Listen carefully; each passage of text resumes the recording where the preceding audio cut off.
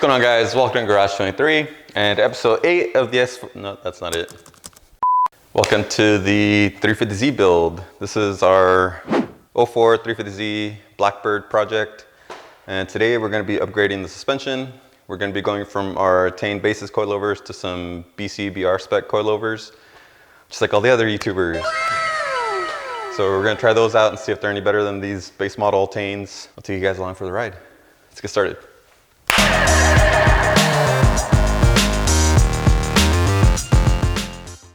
All right, so first step is to jack up your car, as Marty would say.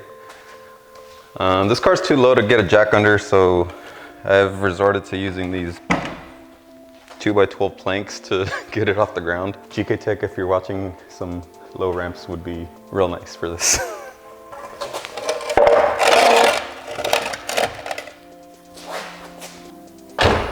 And of course I don't have the keys. Be right back.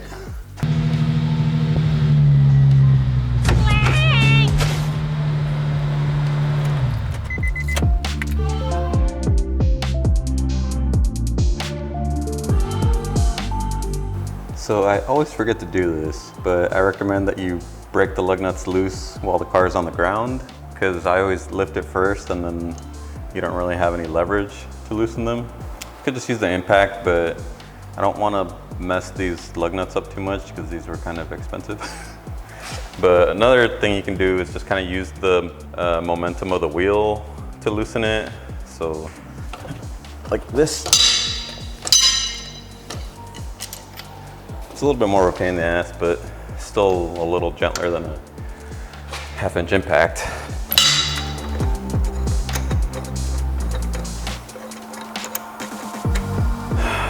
All right, that's one side. Yes, the brakes do say Porsche on them. Yes, they are from a Panamera.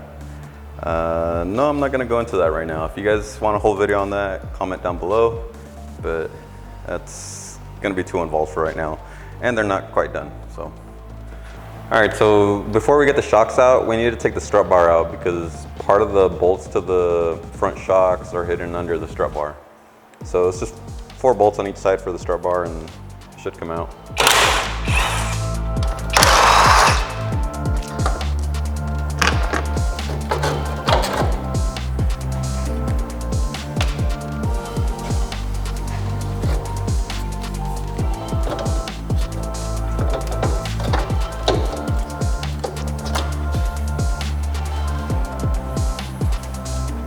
Okay, from there it looks like just some 12mm nuts.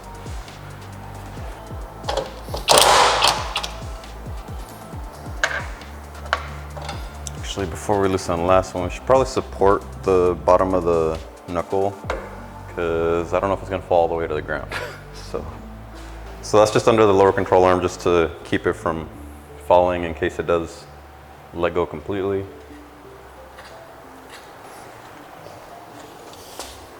Now we can let it down slowly.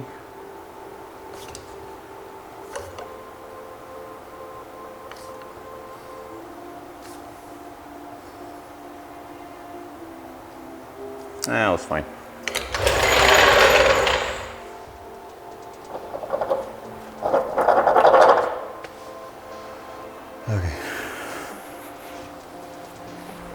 Okay, so now we need to get this bolt out, which is holding the lower mount for the coilover on.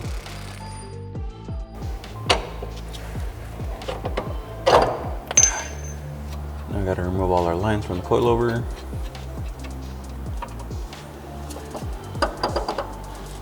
And your ABS line. That should be everything. Okay, now basically we need to like pry down the knuckle to make room to get the shock out of the way, but we need to undo the other side. So the reason we had to lift both the front and the left is because the sway bar is still connected. So if you only lifted one side, the sway bar would be putting a lot of tension in the opposite direction. So it wouldn't even let you move the suspension if you did it that way. That's why you have to lift the front, left, and right so that the sway bar is unloaded. But even still, you need to loosen the other side because like right now, the right side of the sway bar are still connected securely to the coilover on that side. So it's not gonna let you move it a whole lot because that whole side is still together. So we need to loosen that side, and then this should be able to drop more.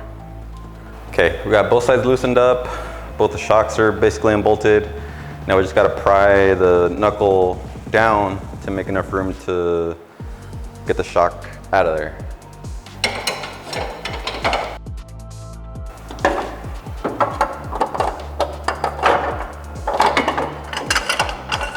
Just like that. Now this part you want to be careful with because your ABS sensor cable is right in the middle of everything.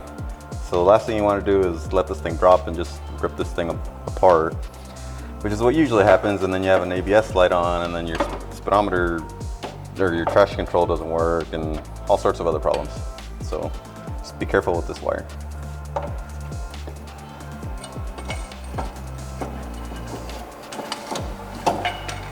Like that. All right, so that's our old front shocks out, and these are our new ones. A little bit nicer. As far as the brand goes, I mean, I don't know, BC is fairly new, but they seem to make pretty good products. This is the first BC product that I've bought, and it's already used. These are off my buddy Rafa's car, so Rafa, muchas gracias, muy agradecido.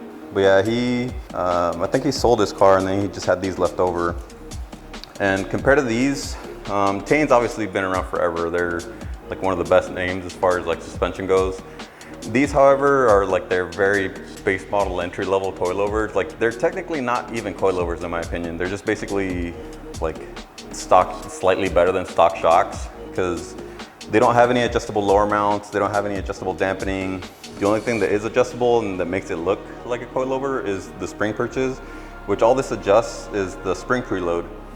And you can technically lower the car from the spring perch and just like sag the spring, but that's not really the ideal way to do things because then that puts the piston inside the strut, and it might put the piston in a less than ideal location. So it could like bottom out and potentially damage the strut. So you don't really want to do that. The spring preload is meant for like when you're corner balancing your car and adjust the corner weights. That's what that's meant for. But of course, everybody wants the hot boy stance and just like dumps the car as soon as they get any sort of height adjustment. And to be fair, we did do the same thing. So and honestly, that's why the car rode like crap. And that's what makes me really hesitant to even drive this car. And it's just not even enjoyable because it feels like crap because of this. So that's why we're upgrading to something a little better. The BCs, you can see, have an adjustable lower mount. So that lets you adjust the height of the car separate from the spring preload. And they also have dampening adjustment. So just all around better than the TEINs. But like I said, the TEINs are the base model version. So if you were to get a comparable set of TEINs, it'd probably be about the same. I mean, I don't know, I can't really say which one's better or not if you were to get the same trim level of both shocks. But in my opinion, they're both a pretty comparable brand. So should be good either way, whichever brand you choose to go with. So now we need to get these on the car.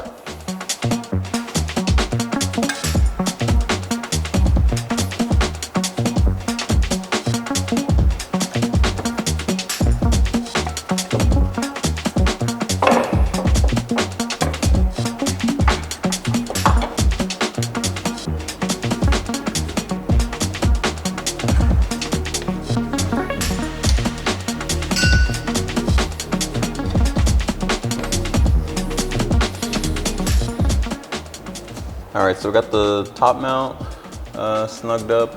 Now we just need to lift the knuckle to get the lower control arm to meet up with the lower mount on the coilover. And then we can put the bolt back in place and then that should be good.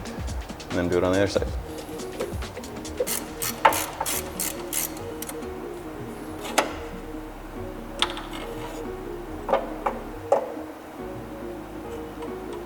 There's a slight chance we might have put these on backwards.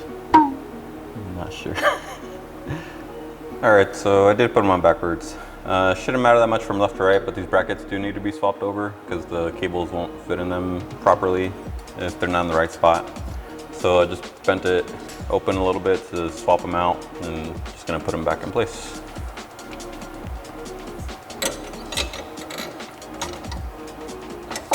Just close it up and put the bolt back in place.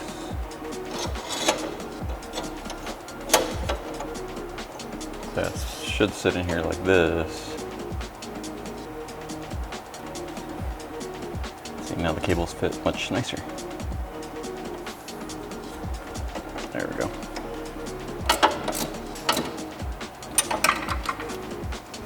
Now for the brake line, which I think we'll switch the little bracket for this around too.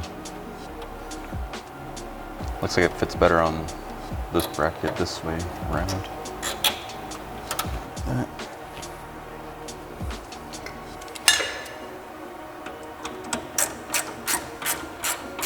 I think we are done. Just need to tighten the lower mounts on both sides, and I think that's that. All right, coilovers are bolted up. We're just about done with the front, but I forgot about one little thing we should probably do while we're in here, and that's this pinch weld on the frame rail. You can see how it's like quite a bit shinier than the stuff around it. It's because the tire's been rubbing on that, and we basically just need to fold it out of the way and just kind of massage it in a little bit so it doesn't scrape on the tire anymore.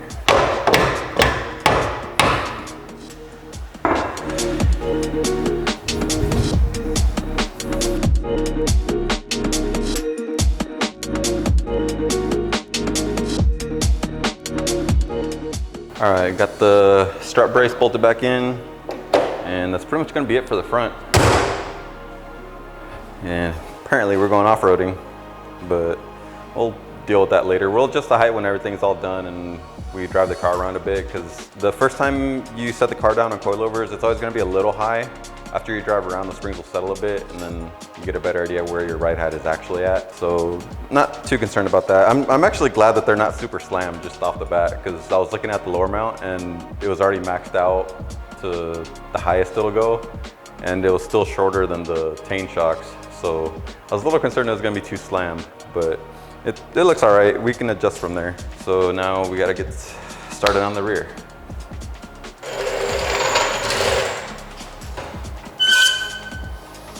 Jesus.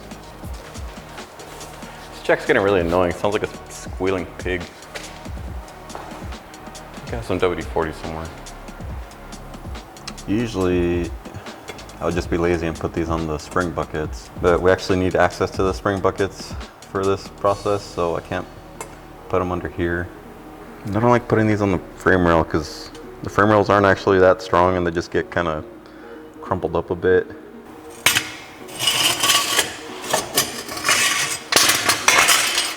Maybe for this one, right there might work.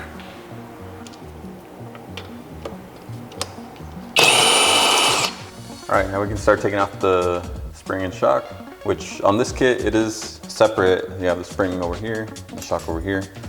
We're gonna be converting this to BC's coilovers, which are like a normal coilover would be, is just like the spring and shock together, a coil over a shock. But this one's gonna be 12 mil nuts at the top and a 17 mil bolt at the bottom, and this should come out. Then we gotta take the spring bucket and loosen it at least so we can get the spring out.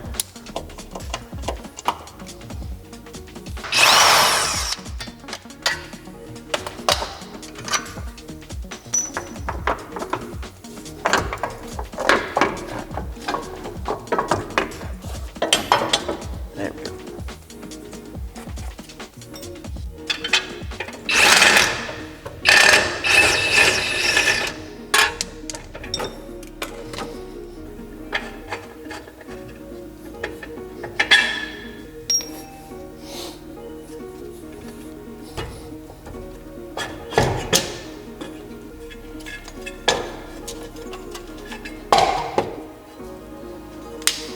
All right, and this is the kind of funny part because this is just gonna be empty now.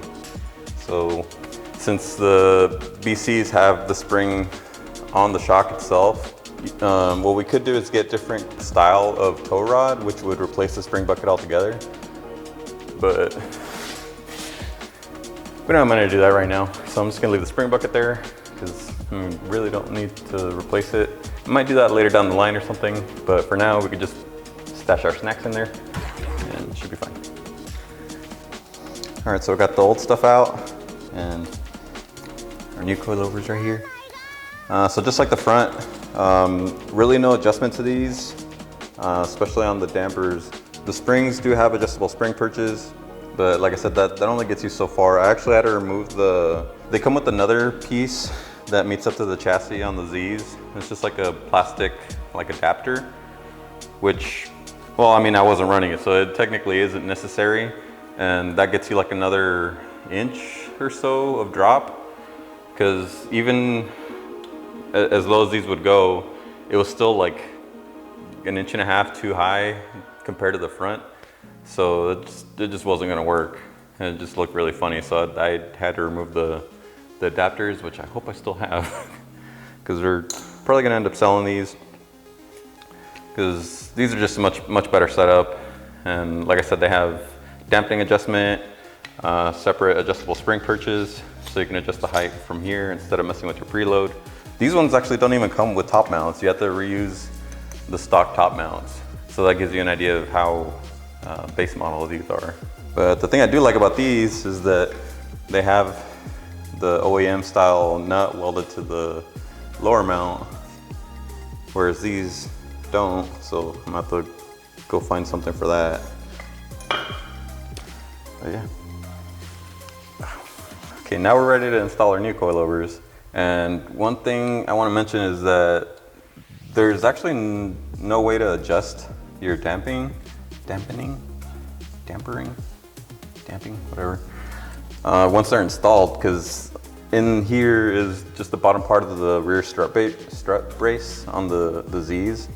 So I think I'm just gonna put it right in the middle and hope that's good. Although it's really not that big of a pain in the ass to get these out. It wouldn't be that big of a deal if you need to take them out, readjust it, and put them back in. But I'm just gonna start with halfway, which I think is about 15 clicks or something.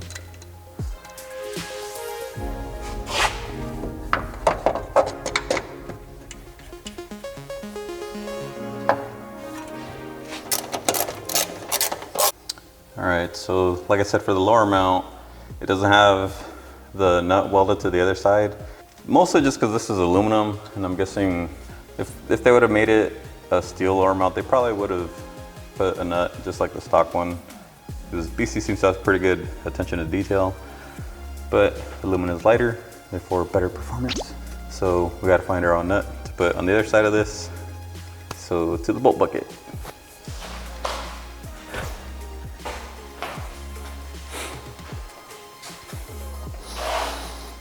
Actually, it's not really a bucket anymore, it's more of a toolbox. But I actually separated all the nuts into this toolbox, because I got tired of looking through all that every time I needed a nut, so I separated everything. Pro tip, save some time. Yeah, that works. And they're nylock nuts, so that is safer.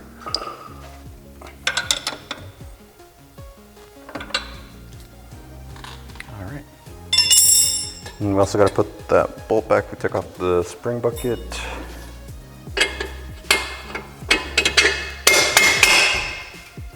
Just noticed our axles probably toast. The boot definitely is anyway. Anyway, so 17 mil on both sides.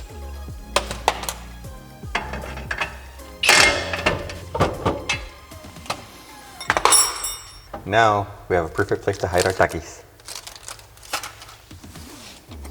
We're tightening the locking collar on the spring, or on the lower mount, because it's a little loose.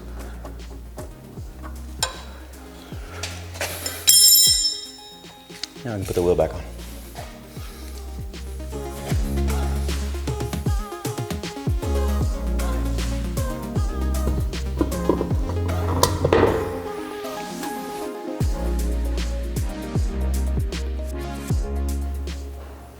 Oh yeah, we're going off-roading for sure. And at least they're even. Got a solid 2 fingers all around. Guess now we should probably test drive it a bit and see exactly where it lands. And then come back, take stuff apart again, adjust it, test drive it, adjust it again, test drive it, rinse, repeat a couple of times. It's hot outside, I really don't want to do this.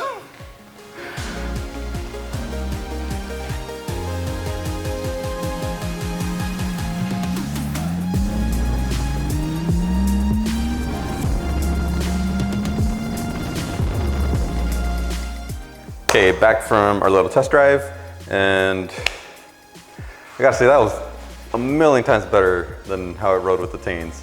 Like, it's so good, like it, yeah. But right off the bat, I could tell the front didn't really settle at all. It's still pretty much a 2-finger gap at the front, maybe slightly less than 2 fingers. And then the back did settle quite a bit.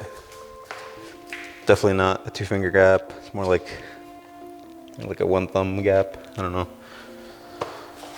And the other side. Stay there.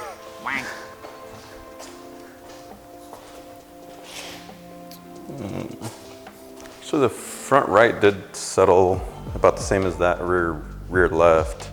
It's just this one that's a little high. So I don't know, but it was pretty nice not scraping on anything.